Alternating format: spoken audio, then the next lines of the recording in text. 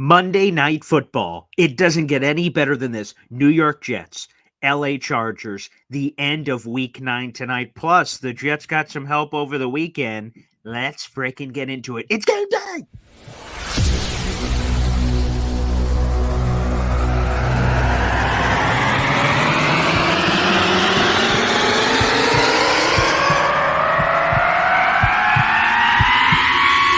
Zoinks! It is unequivocally the Super Bowl for New York Jet fans. Field Yates, baby. Field gosh darn Yates. Let's bring him on the show. Come on, people. Connor Rogers is joining the show. What's up, Connor?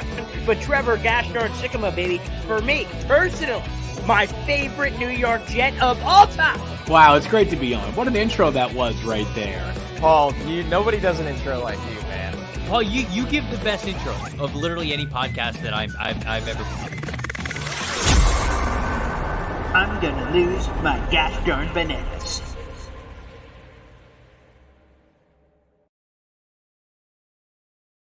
Meaningful football in the month of November for the New York Jets in a primetime affair before another primetime affair next week. Hey, everybody, my name is Paul Weston Jr., a.k.a. Boy Green. I'm the New York Jets digital reporter for Heavy.com. Welcome to Boy Green Daily, a daily New York Jets video show, also available wherever you find your podcast by simply searching for Boy Green Daily. And it is a game day preview of the New York Jets LA Chargers matchup tonight. And without further ado, let's bring in our guest every single Monday here on the program. It is none other than Italy Jet joining us here on the show. There he is. There he is. Ciao. Hello. Good morning. Ciao. How's everyone doing this morning? We have an opportunity tonight, and I can't wait to get into it. Yes. So the Jets got all the help they could have possibly hoped for. And here's a peek at the AFC East standings. As they currently said, I tweeted this out last night. The AFC East is wide open, people. The Dolphins lost to the Kansas City Chiefs in Germany. They dropped to 6-3.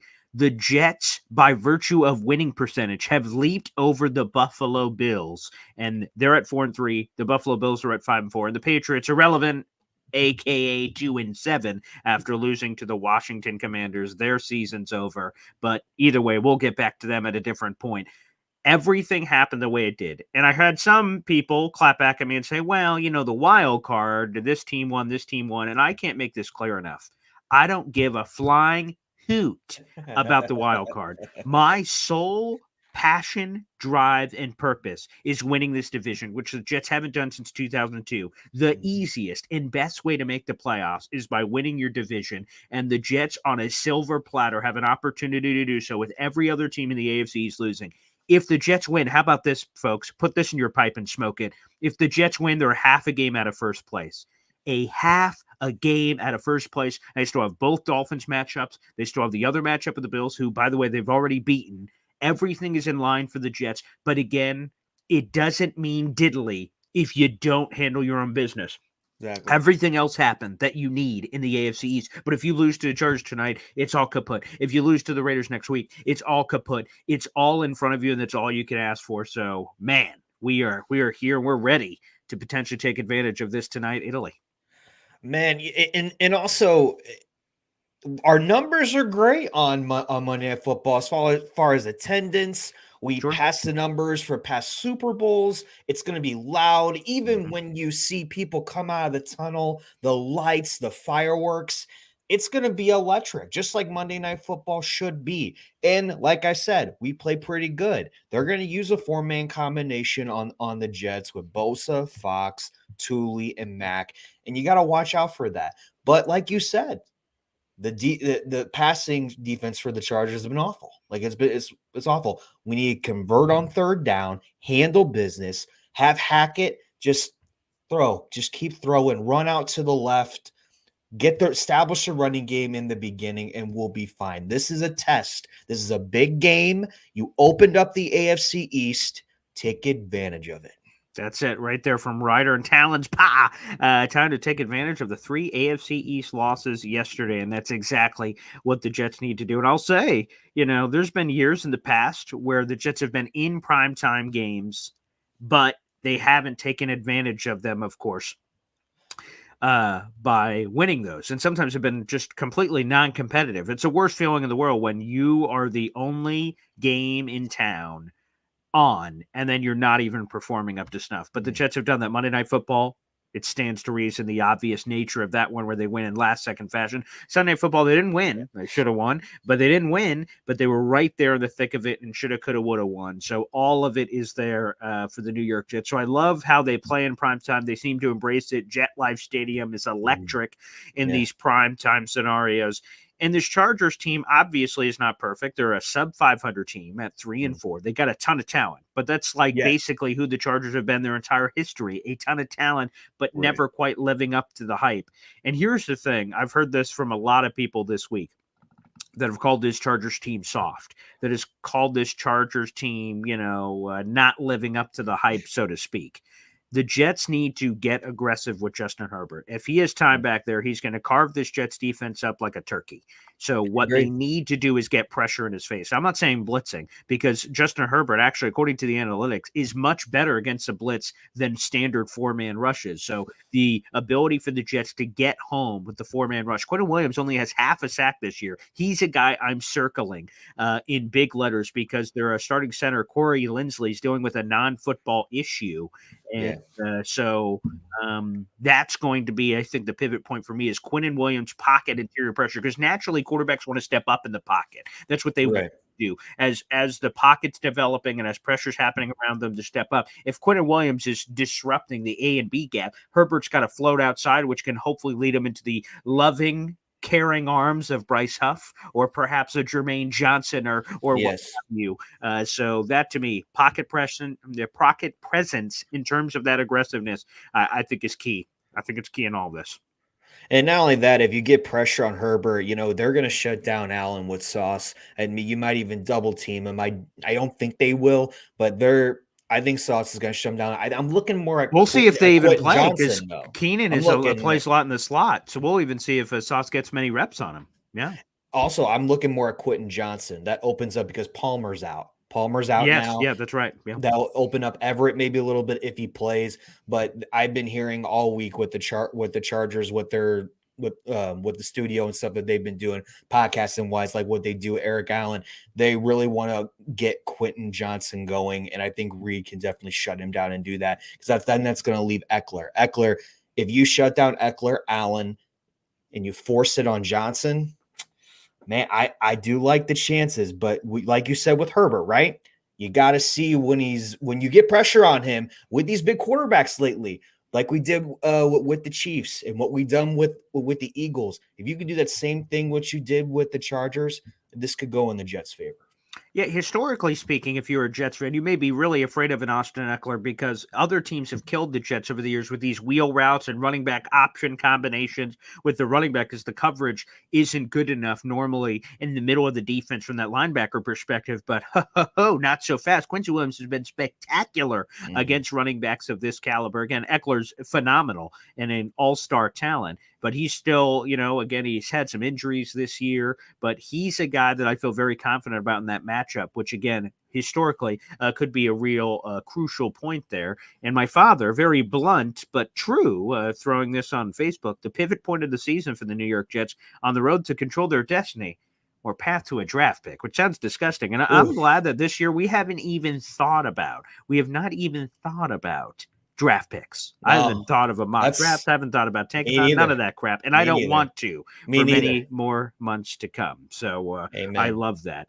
By the way, guys, if you missed the final injury report, which came over the weekend, there's still two guys we're keeping an eye on. More on that in a second. But Joe Tippmann is expected to make his return. Yes. Remember, he was injured in the Eagles game. Then thankfully the Jets had the bye at the right time. He did miss the Giants game, but he doesn't have any injury designation whatsoever. So he'll be plugging in at center. Lakin, he was a guy who hurt his hamstring in the Giants game, kind of went under the radar. All week, he's looking iffy. Salah has some weird comments at his press conferences. I'm like, oh boy, not Lakin, because he's been his superpower has been availability. But some people go, what's a big whoop? Well, look at the Jets' offensive line. That's this constant flux of change. It's great to have a guy who's kind of rock solid. And think about this. I saw this stat on Sunday Night Football last night. It was disgusting. The Bills are one of 4 teams in the NFL that have started the same 5 offensive line combination all year. That must be nice. The Bengals, by the way, are another one of those 4 teams. True. That is unbelievable. And then you think of everything, obviously, that's happened to the Jets with all kinds of disrest and everything. And I just have to take a moment to smell the roses. And again, the Jets have to focus on tonight. But the fact of the matter is, the Jets lost Aaron Rodgers 4 plays into the season. Right. The Jets have had multiple offensive line combinations. They are above the Buffalo Bills in the AFC East at this current moment. Weird. What kind of unbelievable job by this coaching staff to rally the troops, for everyone to do what they're doing. And obviously it's not perfect. The third down conversion rate is historically poor.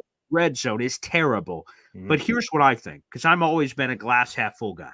Yes. If they're in this position, in second place in the AFC East, with all of those faults, imagine when they have to get better, because they're at the floor. They're at 32nd in the league. The only place you could go is up.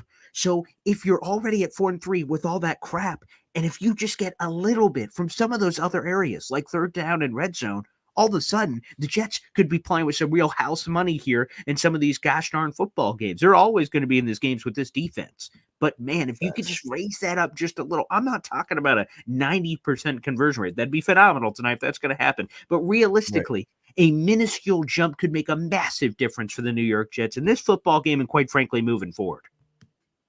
I mean, and not only that, like, capitalize on the teams that you should beat. People saying that we should beat them, even though Chargers 3.5-point favorite right now. This is a team that struggles really late in the game as well. This could go down to 2 minutes, like last time. This could go down to that.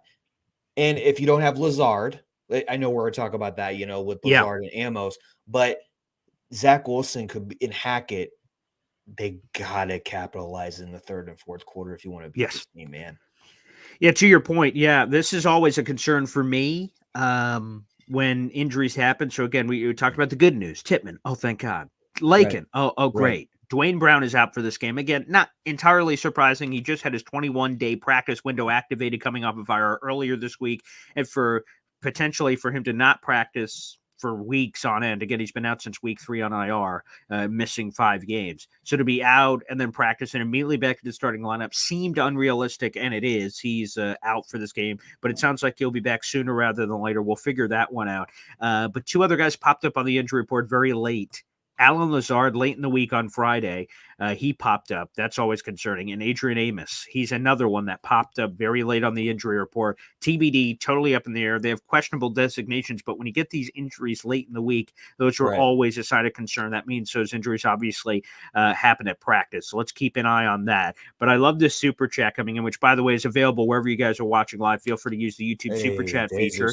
Everaldo, let me just say this. Let Zach throw. And I certainly hope so. The Chargers, we've mentioned this all week, they're last in pass defense in the NFL, allowing 297 plus passing yards per game. The next closest team is hovering in the 260s. So they allowed 30 more passing yards than any other team in the NFL. And obviously even more than that in some cases. So let Zach throw the ball. That's how I want them to attack. Let's get some more play action on first down. Super conservative game plan against the Giants. Maybe it was because you knew the Giants weren't going to score a lot of points, so you just kind of brought everything down low. But in this game, Justin Herbert, I don't think out of all the quarterbacks that Jets played, Josh Allen, Jalen Hurts, Patrick Mahomes, I think he's on the bottom of that list. Okay. And Dak Prescott. Yeah, of course. Yeah, of those guys too. I think he's on the bottom of that. But at the end of the day, I think he has the chance to put up a lot of points, put up some sexy numbers all season long. I think the key is to what Everaldo just said. You got to let Zach Wilson throw around the pigskin. And to me, I think it's kind of like someone else said earlier, primetime Zach.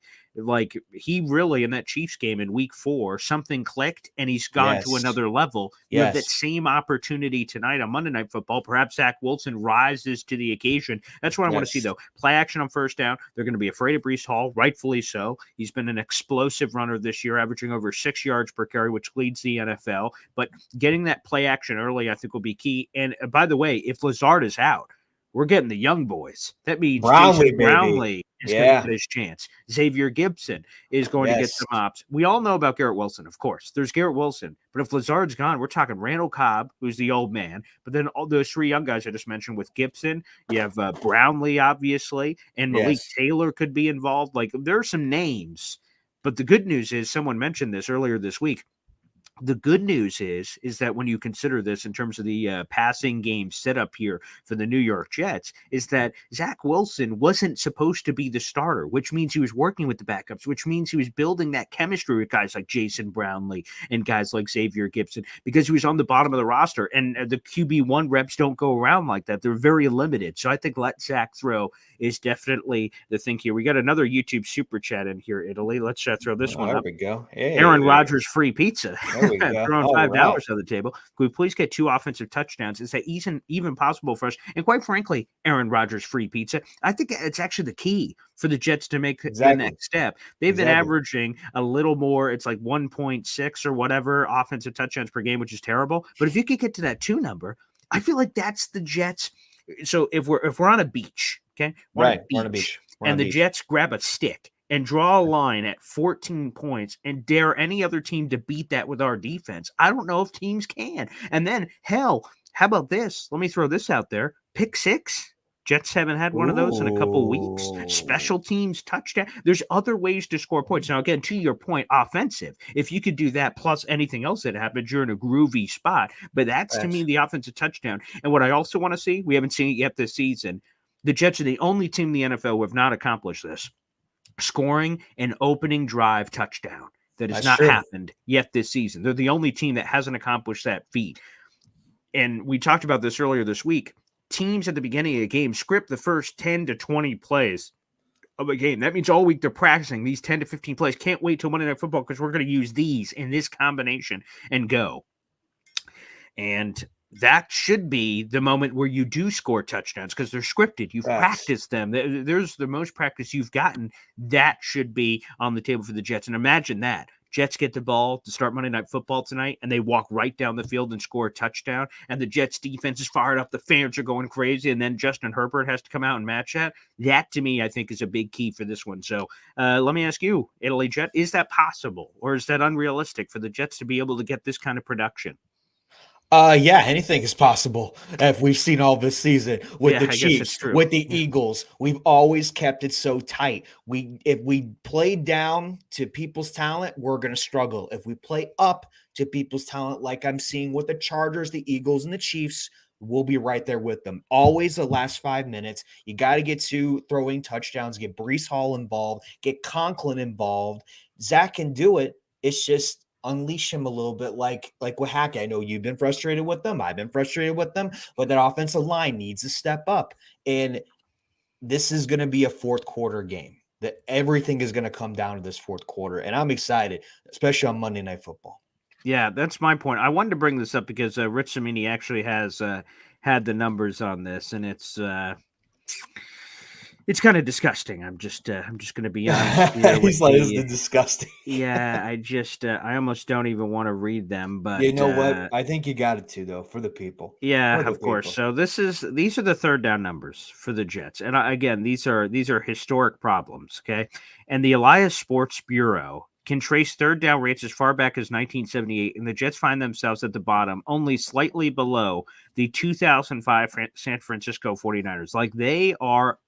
Like here are the 5 lowest third down rates since 1978, okay? You have the Chicago Bears of 2004, the Buffalo Bills of 1997, the Dallas Cowboys of 2002, the San Francisco 49ers of 2005, and then the Jets of 2023. This is not where you want to be. And here are these stats. These are terrible. So, the Jets keep saying they're close. They keep saying that in front of everybody. You say, are we close? We're close. We're close. Well, these stats indicate they're not. On third and short, that's 3 yards or less. The Jets are 3 for 16 this season. That's a 19% conversion rate. That's 32nd in the league. The next closest team is at 46%. Disgusting. Third and medium, that's 4 to 6 yards. The Jets are 9 for 29, 36% conversion rate. They rank 25th in the league. Third and long, 7 or more yards, are 8 for 46, 28th in the league. They are disgusting in third down. And I heard this from Garrett Wilson. We said this on the show yesterday. Garrett Wilson was doing his normal podium stuff at the interview.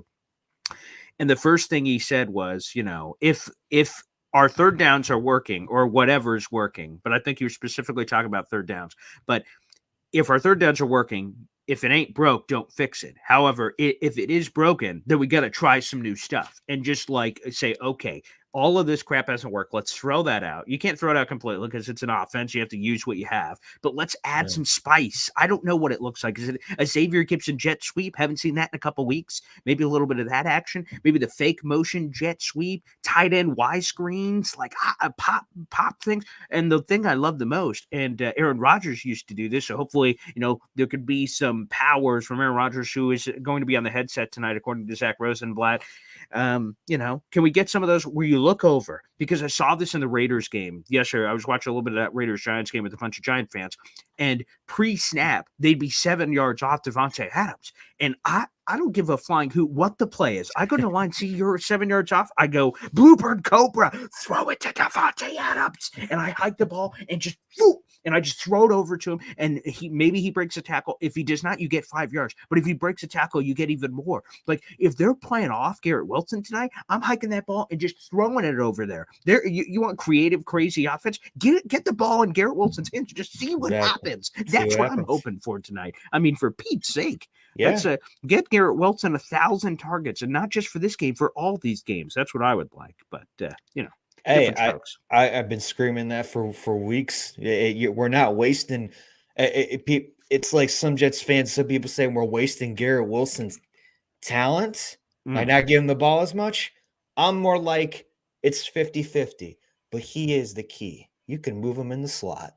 You can even toss it up because he was a basketball player in college. Sure. Play to his strengths. Get him the ball, because that's going to be one of the keys to winning, like with Breece Hall. Even line up Breece Hall, even the wide receiver a little bit. Sure. Throw it to him too. That's the thing I also don't like, and I scream it every day. You guys will remember this Week 5 Miami Dolphins game last year. The Jets had Breece Hall on one side, Michael Carter on the other. They faked almost like the play action play in Madden, where you get both running backs doing this, get a cross X with you hike the ball from shotgun, fake it to one of the running backs. One of the running backs goes out in the flat, draws the defense over to the left or right, and then the other one curls up and runs a halfback wheel route. And that happened in the Dolphins game. And we faked it to Michael Carter. Zach Wilson pats the ball once, fires it in stride to Breece Hall, who's cutting up the sideline. He just gets the ball in space, and he has the football, and he's going, gives a little shake and bake, like, jockstrap out 3, and then boop, Dolphin guy falls over, and he just cuts towards the end zone. Like, that's what we need. Get these guys out in space. I agree. Those Breece Hall opportunities. The other one we saw during training camp, and I love using this on Madden too.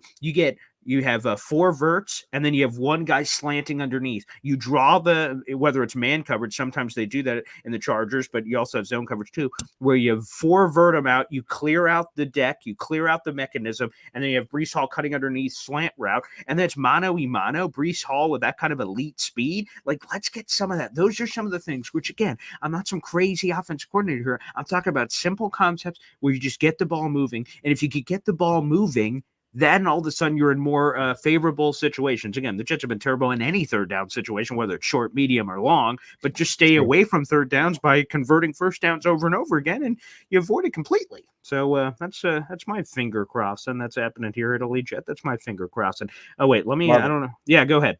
Love it.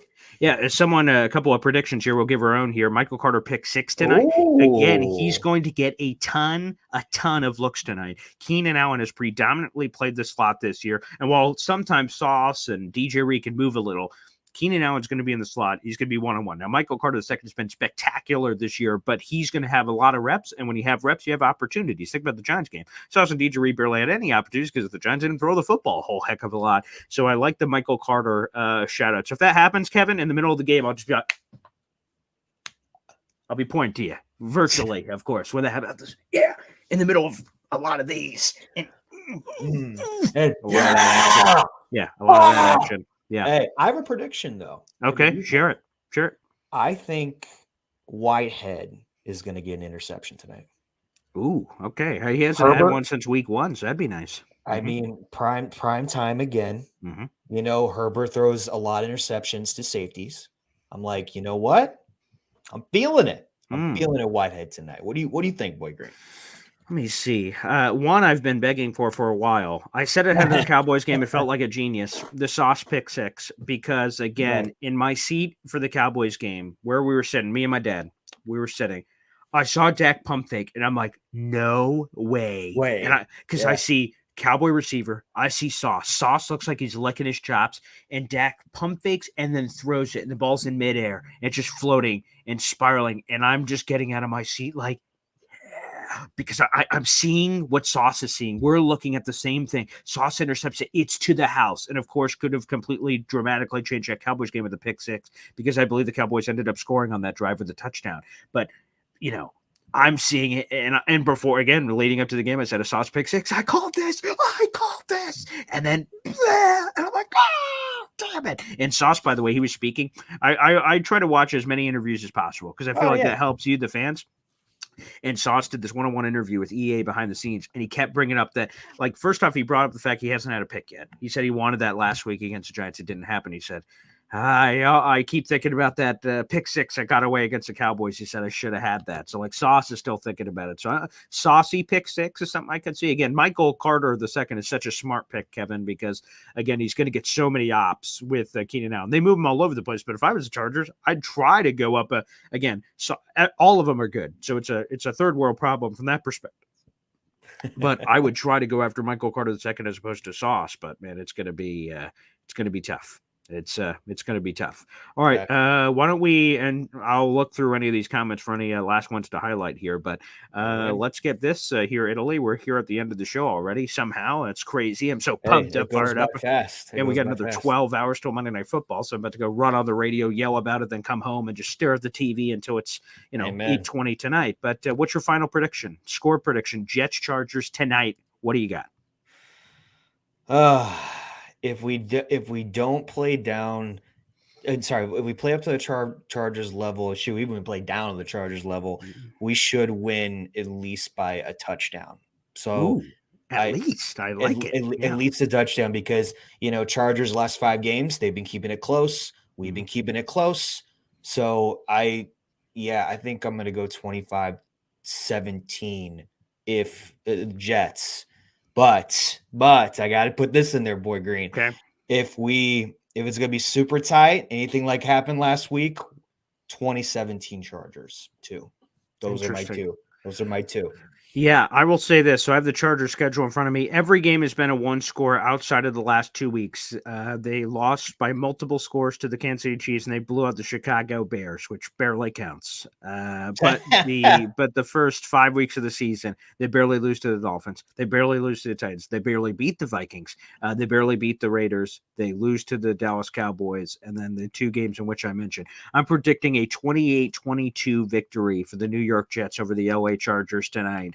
Again, people may raise their eyebrow at 28 points, say, what in God's green earth? Although we just got a Flatlander 28-10 Jets win prediction. I would love a multi-score. The party that would happen at JetLife Stadium if the Jets were beating the Chargers by multiple scores would be hard to listen to your neighbor.